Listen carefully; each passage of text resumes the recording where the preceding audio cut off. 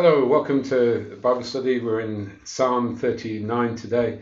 Thank you again for being with me. And again today, I'm going to take a little bit of this psalm. It's one of those where David, he's chatting away. He's in a place where he's really, really struggling. He's struggling with what's going on around him. Even at the middle of this psalm, he goes, "Show me, Lord, my life's end and the number of my days. Let me know how fleeting life it is.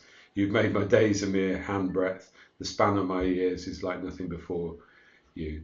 Everyone is but a breath, even those who seem secure."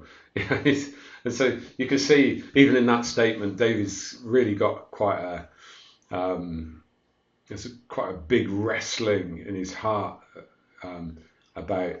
It's really about what's going on around him, the impact on him, the effect on him, and his struggle even in that to express his heart towards God and his, I guess it's the desire to be rescued. But so that's the heart of this psalm. But I want to even just grab the very first verse and maybe the first two verses and just look at those and consider it a little bit, and particularly in the context of what Jesus has done for us and how do we act and react in pressurized circumstances. So this is David. I'll read the first couple of verses.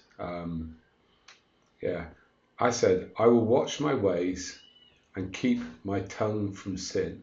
I will put a muzzle on my mouth while in the presence of the wicked, so I remain utterly silent, not even saying anything good."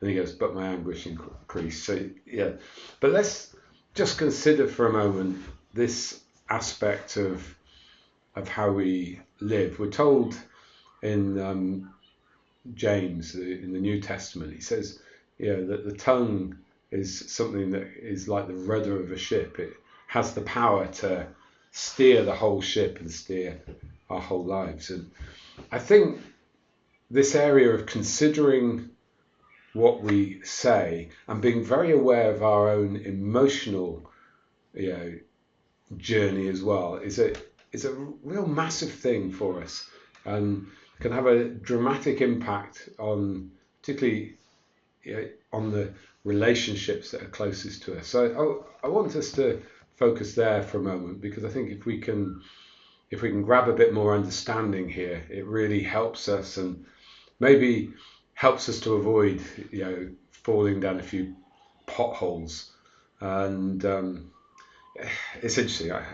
I think of potholes. I live down a road that is absolutely full of potholes, and you learn how to navigate around potholes so you don't cause damage.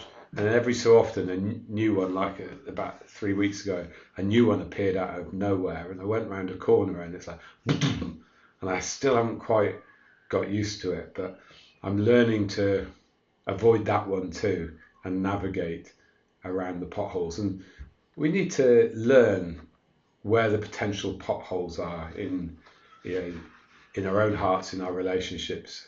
And this is one area. So David says, "I keep watching my ways and I keep my tongue from sin." And the realization that our words are incredibly powerful is, I think, a key part of walking faithfully before God. So on one hand, our, as we look to God, our tongue, our words, form part of our prayers.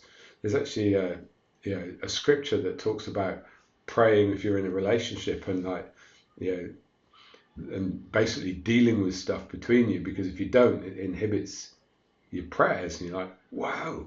So it's important to us that we watch what we say. Now, in the cold light of day, you look at what you say, and we'll be careful what we say, we'll be positive what we say, we'll be encouraging, all those good things, which is what we should be all the time.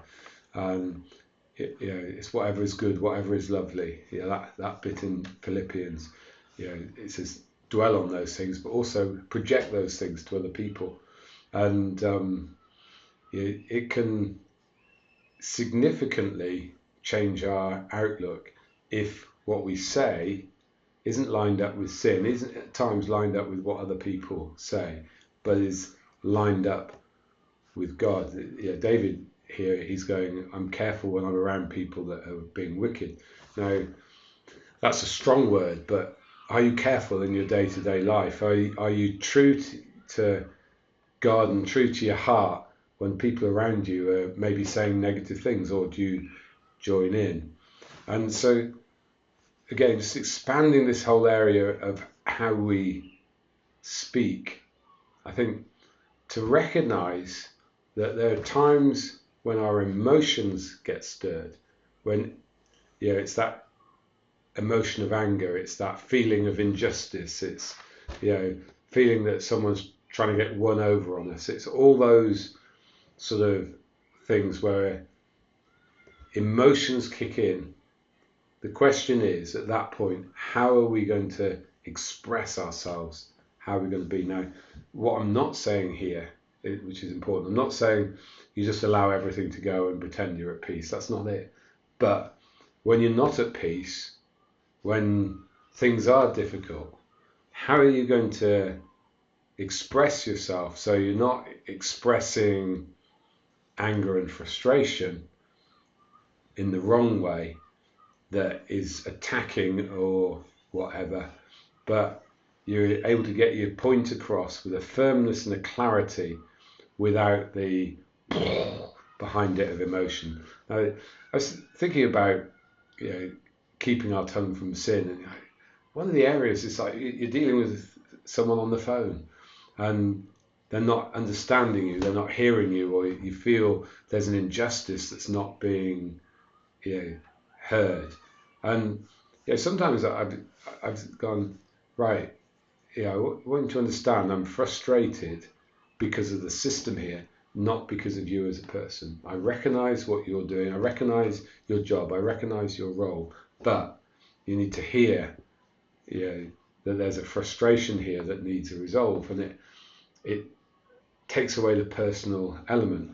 Now, again, what happens at home when friend, husband, wife, whoever it is, starts to do something, maybe not for the first time, maybe for the 100th time, that is a trigger point? Are you able at that point to watch your ways and to keep your tongue from sin?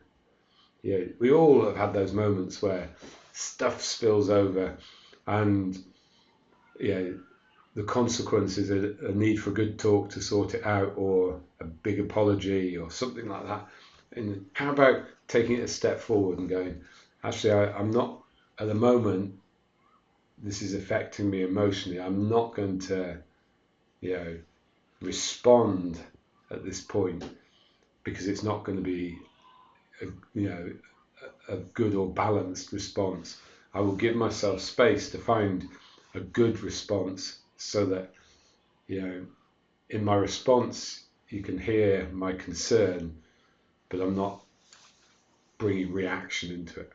And it's an amazing skill, for people that have that. But I think that's one area I think we can all grow and mature in, that our first response isn't damaging.